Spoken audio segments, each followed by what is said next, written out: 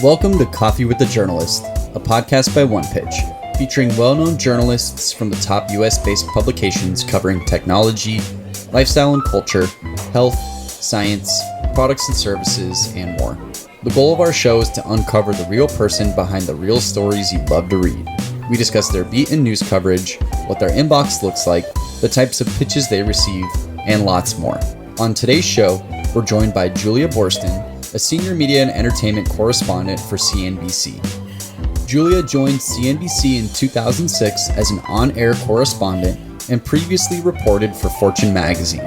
Today, Julia shares about the hundreds of emails she receives per day as a broadcast reporter, her preference for the types of pitches she wants to receive, how and why she started the Disruptor 50 list, how different it is pitching a broadcast reporter versus a digital reporter, the specific types of stories CNBC covers, and more. Let's dive into the episode today with Julia. Hi, everyone. Welcome to Coffee with a Journalist. Once again, we are here in the midst of season 2, and I'm so excited about today.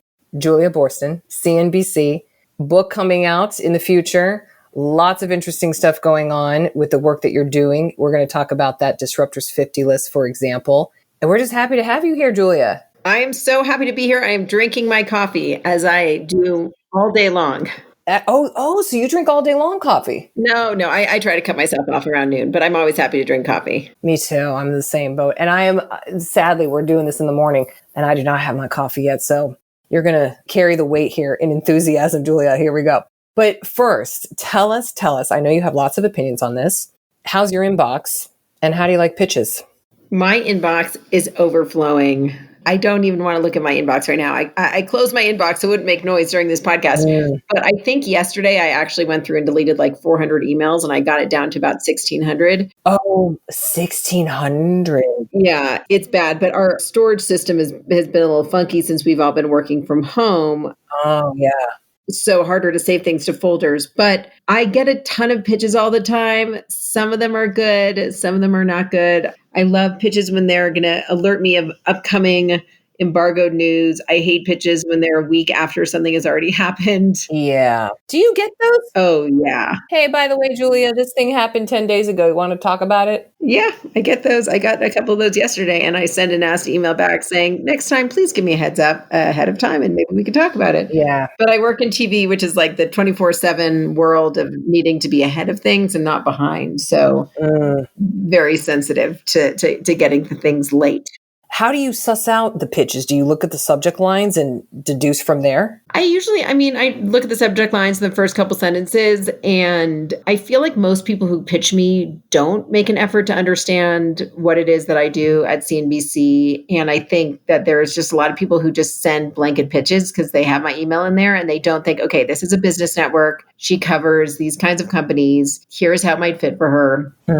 So many people who pitch me have never watched CNBC once. And it's just not helpful, So I'm always looking for new ideas. I'm always open to pitches. But I think the key thing is really to make sure that the pitch includes some knowledge of what it is that I'm doing, what kinds of stories I generally do. And if you're going to pitch me on some random entertainment event that has no business story or some celebrity thing of a celebrity endorsement of something, like we just don't do that kind of story on CNBC. Yeah. So I read the pitches. I just will delete them if it's useless.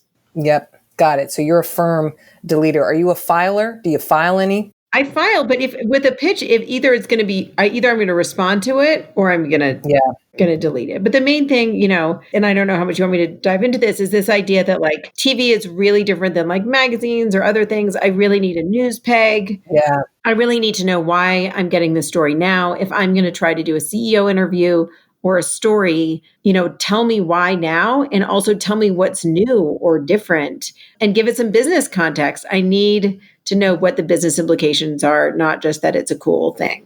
Mm-hmm. Tell us a bit about the Disruptors 50 list. That's something you came up with or kind of had the baton with.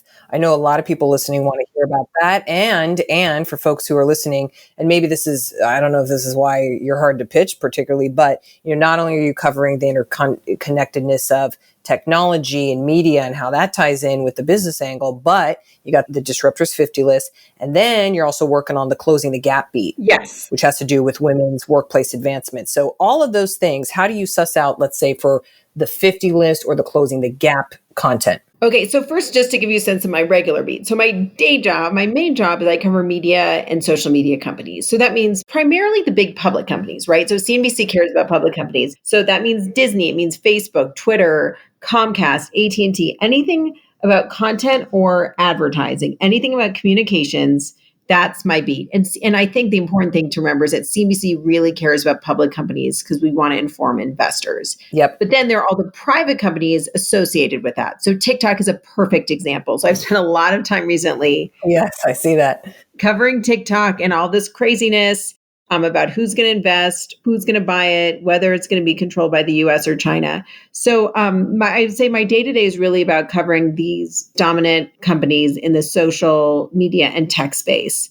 So that's the day job. And there's like a certain cadence of things there with quarterly earnings and big announcements. And I love to get things under embargo so I can make sure our coverage is ready. And then I have this other project, the Disruptor 50 list. I launched it 8 years ago and we've done 8 of these lists. And my idea back then, so I came up with it maybe almost 9 years ago. The idea was, we cover big public companies at CNBC, but some of the most exciting things are happening at private companies. Yes. And these startups are not only challenging the status quo and challenging the big established giants, but they might be bought by the giants. So the investors in those big giant companies need to know about them and they could go public one day. So the first Disruptor 50 list included companies like Twitter and Snap, which then went public. Mm-hmm.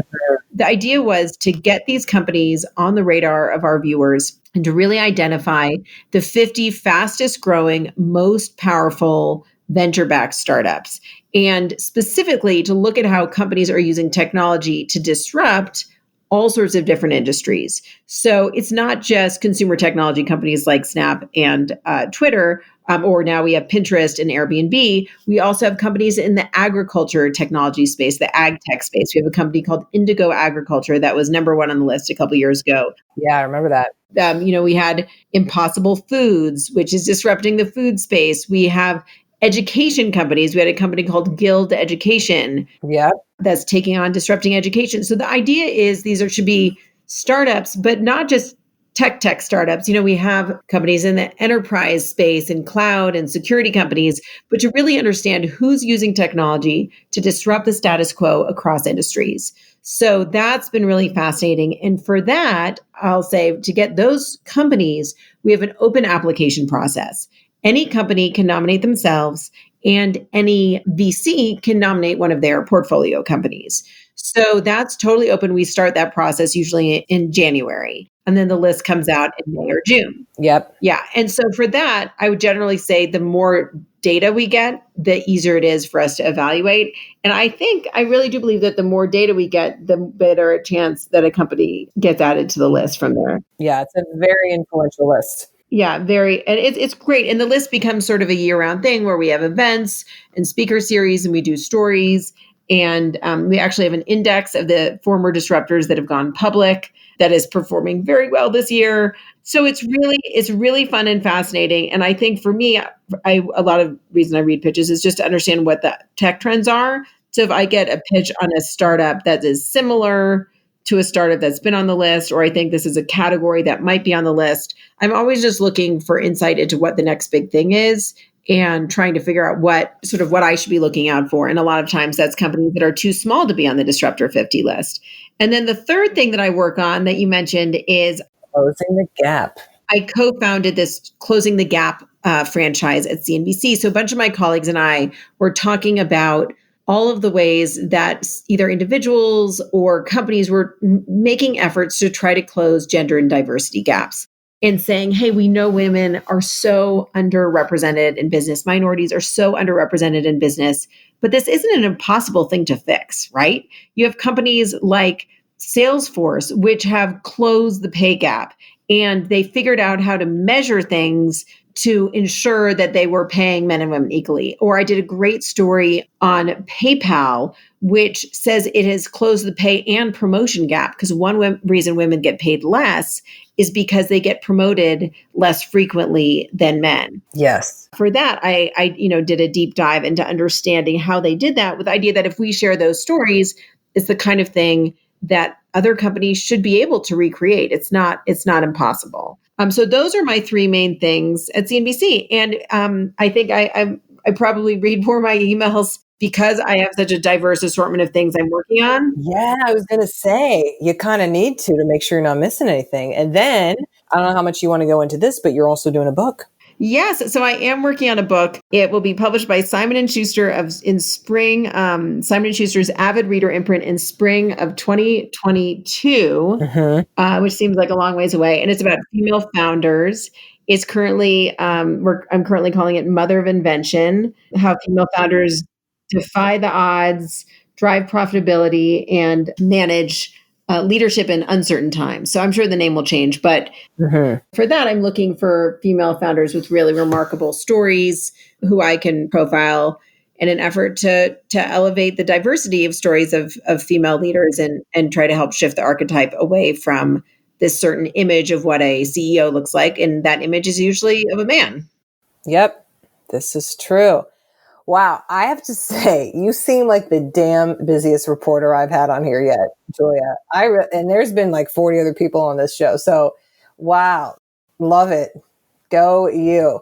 Tell us a bit about the making of a story. So, for example, you mentioned the TikTok stuff that you've been doing, and you had something with the NFL, and you had something with Disney, and of course, this is your beat. But when you're thinking of actually creating the story, does anything ever originate, for example, from a pitch, or are you just in the news circuit and going, okay, I now must do something about X company because it's bubbling up? It's all of the above.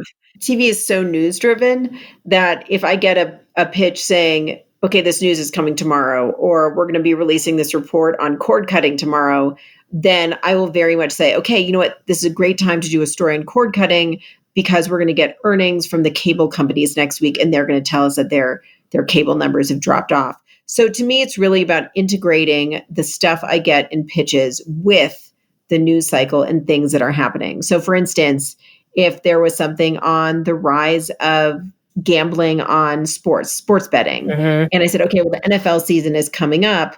We should do a story on let's say it was a pitch on DraftKings. We should do that story when the week that the NFL season starts, because it makes sense to peg them together. So I think a lot of it is about integrating like little heads up I'm getting from pitches with stuff I know I have to do anyways. Does that make sense? Yeah. Most of the answers for this too is that it vastly depends. And sometimes you see it on Twitter, you see it from a pitch, you see it from a news site. It's all across the board. Yeah. And sometimes I think people also have a little bit of a method a bit. I'm like, let me noodle on that. And then a couple hours later, they're doing that. But it totally depends on the beat. So if someone's in a fast news cycle versus investigative journalists, they can be working 5 months on a thing. So it totally changes. It's fascinating. This is much more the fast news cycle. Just because, it's TV. It's like, okay, I wake up in the morning, and if something happens or a stock pops or news comes out, I'm on TV immediately. Yep. And it's more important than ever to be able to jump on things. Or let's say, for instance, the TikTok thing is happening. If I get a pitch saying, okay, Triller actually was number one in the App Store last week. And so I did a story on Triller because I was like, well, about TikTok, let me tell you about this other app that's similar. So being able to take things that are in the news, do the breaking news, and then figure out how to take the story one step further and advance it. Mm-hmm. Whew, you got to be in shape for this. You get used to it. It's a certain like metabolism for news. I used to work in a magazine. I used to work at Fortune magazine, and it's totally different than there where you're looking ahead, months and months. Now I'll work on stories that are not going to go on TV for a month, but it's more about keeping an eye on things than knowing no matter what I plan, no matter what I plan, the day of the story, if something changes, I'm going to have to be able to figure out how to pivot it. Yes. Wow. Today's interview will continue after this brief message brought to you by OnePitch. Are you curious to see the unique ways OnePitch helps PR professionals and marketers pitch journalists? Head to onepitch.co to learn about our new OnePitch score and see how easy it is to find the right journalist to pitch your news to. Sign up for your free account today. Now, back to today's episode. Well, speaking of fast-paced, here's a little word association we love to do. So I'll give you a word and you give me your first thought. Are you ready? Yes. Here we go. Food. Soup. It's really cold right now. Drink. Wine. Hobby. Hiking. Tech. Streaming. Facebook. Work. Stock market. Volatile. Gender gap. Problematic. Princeton. Alma mater. Yeah. Disruptor. Exciting. Journalism. My life. Pitch. Interesting. Inbox. Overflowing. Yes. We've had many overflowings, out of controls on that one. That was fun.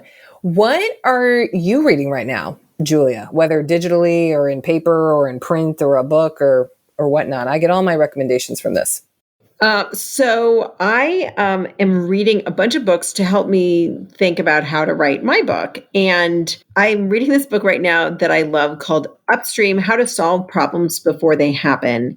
And it's by an author named Dan Heath. And I think it's so interesting because it's really about how to be preventative in problem solving rather than wait for things to happen. And I'm reading it because it's a sort of ensemble story. It's not, it's not a business book about one or two main people. And I sort of hope to aspire to structure my book in a similar way. And I think it's fascinating. And there's also another book I read called The Culture Code. That's a business book, The Secrets of Highly Successful Groups. And I really enjoyed it. And I thought it was actually, looking back on it now in these times of COVID and the challenge of being creative and innovative when we're all isolated, I think it's almost more interesting. So I really like that book. And then I'm reading a lot of stuff by Barbara Annis. She's an expert on gender diversity and also the advantages to companies acknowledging the differences of their employees. So she wrote a book called Gender Intelligence with a co-author named Keith Marin. And I just think that Barbara, I've never met her, but I think she's super smart. And I think the idea that the differences of employee bases can be a huge asset, and the fact that she basically trains companies to learn how to leverage that diversity of thought of their workplace, I think is really cool. Oh, that's great. Good lineup. What do you think about the future of journalism? You've been in it since the early 2000s here when you started at Fortune. Since the 2000s, it's been 20 plus years. What do you think about it? I think that it's challenged, and I'm concerned about the future of long form journalism and investigative journalism, which need meaningful backing. And I think that the TV business is going to be fine. I think that organizations like CNBC are fine. What I'm worried about, though, is making sure that there are resources to back journalists to go off and do the work they need to do to hold public figures accountable. I think journalists play a really important role in society, and the fact that so many news outlets have really struggled or have gone out of business is just horrible. Mm-hmm. And I'm a little nervous. And I think the fact that you have people like, Jeff Bezos buying companies like the Washington Post is not necessarily a bad thing as long as they can remain independent. Or you have Time Magazine was purchased by the CEO of Salesforce, Mark Benioff, because he wanted it to keep operating. So I think that's not a terrible thing, but that shouldn't be what we have to rely on for journalism to keep operating. Like, I think that's a nice thing. It's nice, but it shouldn't be necessary. So there's a lot of experimentation right now happening with the subscription newsletters, and I think that's a great thing.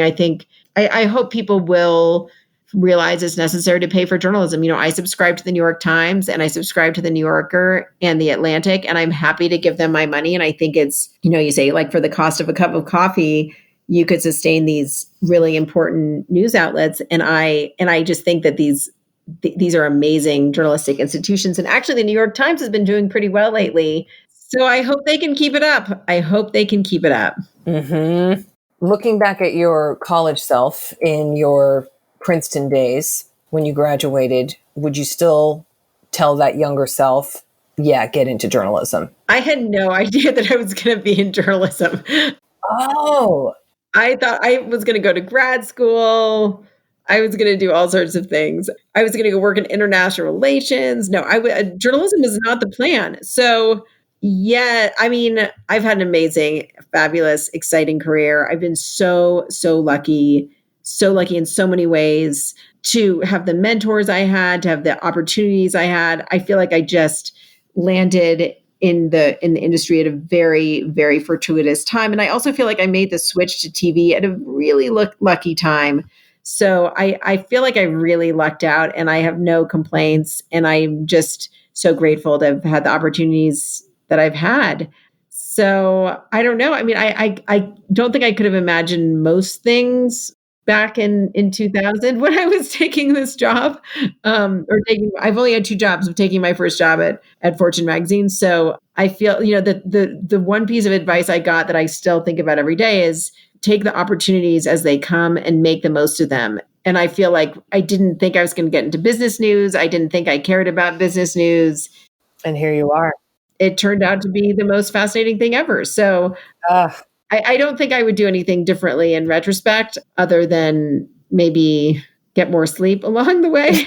But no, I feel really grateful and lucky to have had so many amazing opportunities. Double click on that. Yay. Julia, we're going to do now, perhaps my favorite part, the Mad Lib part, which sometimes is very accurate. Sometimes it's just funny. We'll kind of see what happens here. So I'll give you the thing we need, the word or whatever, and then I'm going to read it back to you once you fill it all out. First of all, a catchphrase, any catchphrase. Go for it. How about a journalist scare phrase? Cut it down, meaning like shorten it, like shorten your script. Ooh, cut it down. Got it. A positive or empowering journalism buzzword. Great scoop. Great scoop. Yes. An adjective. Determined. A part of a pitch. News peg. News peg. There we go. Okay. Another adjective. Curious. Okay. And then another part of a pitch. Like a closer? Yeah, sure. Okay. Amount of time. An hour. 1 hour. Great. Another adjective.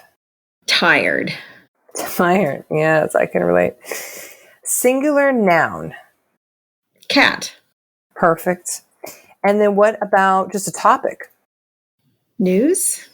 Then we're almost done here. A verb ending in ing. Running. Running. That is frequently mentioned on this show. And then just a regular verb, any verb.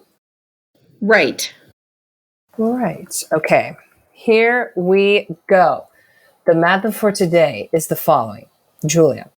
To me, tech journalism is go for it. It consists of cutting it down and great scoops on the daily. If a pitch has a determined news peg, I will absolutely respond to it. However, if a pitch has a curious closing, you can expect no reply from me. If 1 hour goes by and you don't see an email back from me, you can just assume I am tired about it. The best stories always have cats and are usually about news hooks. And the best way to reach me is by running it over to me, but you could also just write me. That's hilarious. I would say I do love cats. I have 2 cats, but I'm not going to do stories about cats. No one pitch Julia about cats, please. Everyone, that was just fictional. Okay. Unless it's a tech story about cats. Julia, thank you so much for being on. This was so fun. Thank you. Thanks for tuning in to this week's episode of Coffee with the Journalist featuring Julia Boorstin from CNBC. If you like our show, make sure to subscribe on iTunes, Spotify, Google Podcasts, and anywhere else you listen to podcasts. And if you have a moment, Leave us a review to share your thoughts about the show and today's episode. To learn more about the latest tools on OnePitch, head to our website at onepitch.co and see the unique ways we're helping public relations professionals pitch journalists more effectively. We'll be back next week with an all-new guest and even more insights about the journalists you want to learn more about. Until then, start great stories.